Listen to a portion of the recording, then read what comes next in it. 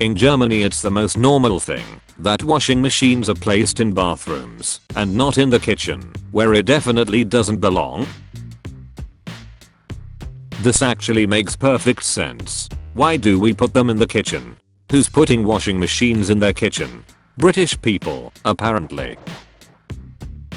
As part of my reform package, I promised to turn all rich people into furries, so instead of spending all their money on super-yachts, they spend it on commissions, which have a significantly higher rate of economic recirculation, and a significantly lower carbon pauper. But there's gonna be a lot of inflation. You put that sentence back in your mouth. The trouble is humans are literally structured to find a wizard did it a more plausible explanation than things just happening by accident for no reason. How dare a wizard make humans think like this? God damn it, here we go again. Yahaha, I'm a pirate, swab the deck, so you can pay for your student tuition. There is absolutely no way your janky ass pirate paycheck can help me pay my student tuitions. Yo ho ho. $22 an hour plus a tuition assistance program. A team in last year's robotics class forgot to comment out a line of joke code, so during the final, their robot completed the assigned task in autonomous mode, stopped directly in front of the professor, printed headed home, motherfuckers, to its LCD, and drove back to base. Till that alchemist Dank Brainy believed that he could distill gold from human urine. After stockpiling 1,500 gallons of the liquid and boiling it, he discovered phosphorus. This wizard.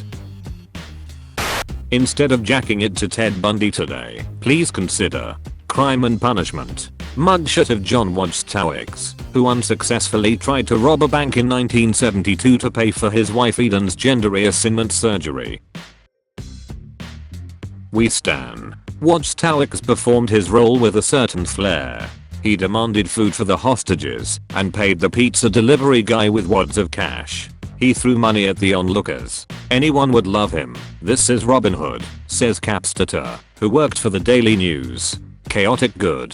There's a happy ending too, because the robbery was unsuccessful. The couple ended up getting the money Eden needed from a movie inspired by them. Also, John only had to serve part of his sentence. Check out their wedding photos, by the way they are beautiful. I was talking to my cousin yesterday, and he was talking about an accidental mistake he was dealing with, and proceeded to describe it as, I picked a whole fucking bouquet of hoopsie daisies, and to be honest, I'm still thinking about it. You flirt and kiss, and for what? Sex? Love? Pathetic. To level my charisma stat. Ah, a gamer, you may pass.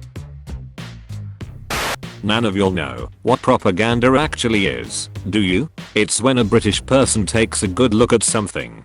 This is legitimately the absolute funniest thing anyone has ever added to one of my posts. Thank you for your service.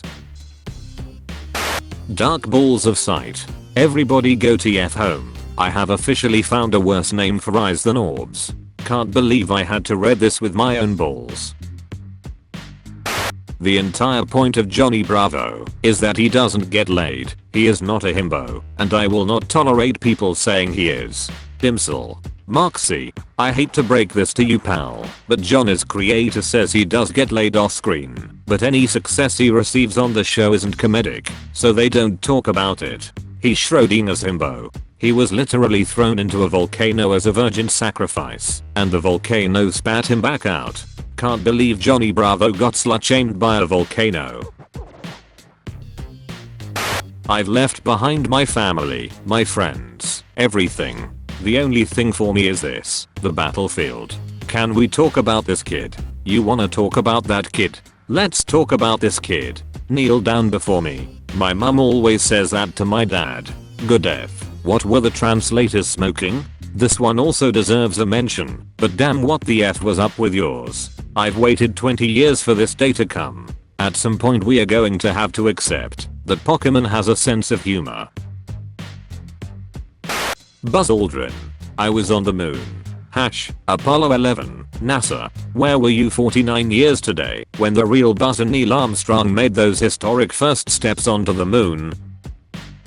Imagine being the only person alive who can say this. Buzz Aldrin and Neil Armstrong liked to do a thing where they'd tell unfunny jokes at parties about being on the moon, and when people were confused, they'd go, "Guess you had to have been there."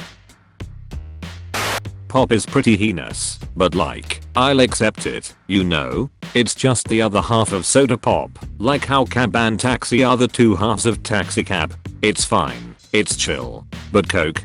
That's a fucking brand name of a specific drink with a specific flavor. That's rude. It's confusing. It's downright nonsensical. Fucking misusing the art of language to confound your fellow man. The gall. Learn some fucking respect. No, it just happens sometimes. It's like Jello, Kleenex, popsicle, Scotch tape. It just happens. But that's not a good parallel at all. You can't compare calling Sprite Coke like a lawless heathen to the classic linguistic phenomenon of generic trademarks / proprietary eponyms, and I'll tell you why. Jello is a brand name under which multiple flavors of gelatin and pudding / custard are produced. There isn't just Jello and then special strawberry Jello. The name has never denoted just one specific flavor. Popsicle is the same as Jello. It was never a name for just one flavor of popsicle. Kleenex is a specific brand of tissues, but it's not inherently that distinct from other tissues. They are all lightweight tissues, used to blow your nose. Scotch tape is used to refer to any tape that is like the original Scotch tape, that is, clear, thin, small, sticky on one side. We don't call all tape Scotch tape.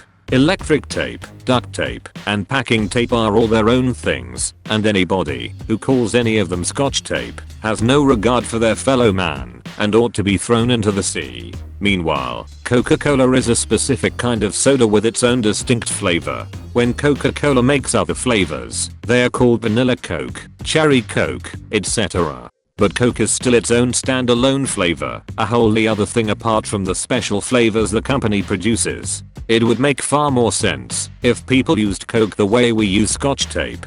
That is, to denote only those sodas that are similar in appearance and taste to Coca-Cola, Pepsi, RC, Shasta Cola, etc. I could see all of those being lumped in under a generic term Coke. I could even see it being extended to all brown sodas, even though comparing root beer to Coke is like comparing a badger to a zebra, just because they're both black and white mammals. You're on thin fucking ice, but at least there's still some semblance of logic. But no, you southerners, who bask in your sun and heat, and chew upon your wheat stems with the indifference of an armadillo in the face of oncoming traffic, you, who revel in lawlessness and chaos, you linguistic delinquents who fear neither God nor man. You are really going to look at a list of drinks that include such variety in taste and appearance as Sprite, Mountain Dew Code Red, Orange Fanta, and Dr. Pepper, and call it all Coke. You're going to picture, in your mind, a clear, lemon lime fizzy drink, and request Coke. And then, when asked what kind, you will not say Coke Zero, Diet Coke, or Cherry Coke. No, you will answer Sprite, like an animal, like a feral possum, who knows the ways of right and wrong, and chooses wrong just to spite its creator. And then you have the gall to say it's an eponym as valid as Jello. No, you tossed your logic into the dumpster fires of the underworld long ago. You cannot justify it now. You cannot tell me you don't know your own crimes. It's all Coke, you say, and you taste the sin of it on your tongue, and you laugh. Know this, that you are inviting judgment upon yourself, and one day you will be devoured by the sun. As a southerner, this is the funniest damn thing I've ever read. I'm from Alabama. Members of my family have ordered Coke, and when asked what kind, replied sweet tea. Where is your God now? Dutch artist, Redma Hoekstra. Oh, because path and toad are written and pronounced the same way in Dutch. Pad en pad, een pad en page. A road of toads. I trode on the toad road. I walk a lonely toad, the only one that I have ever known. Don't know why it croaks, but it's home to me, and I walk on toads. I had a dream that the new lingo was big leet, and it meant something like mood, and I hate it. OP, this post is a big leet. How the F does anyone learn English nowadays when we speak like this?